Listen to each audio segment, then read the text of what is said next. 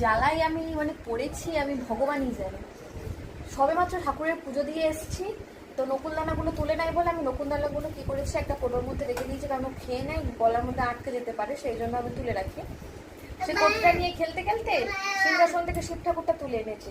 শিব ঠাকুরটা তুলে এনে শিব ঠাকুরটা ওর হাত থেকে নিতে যাবো আর অমনি ছুঁড়ে ফেলে দিয়েছে, দিয়ে শিব ঠাকুরটা পুরোই যাবে চটিয়ে পুরো একদম চচ্চড়ি করে দিয়েছে, মানে ভেঙে একদম যাচ্ছে। তাই এখানে চটে গেছে, মানে চারদিকটাই আমার শিব ঠাকুরটাকে চটিয়ে দিয়েছে।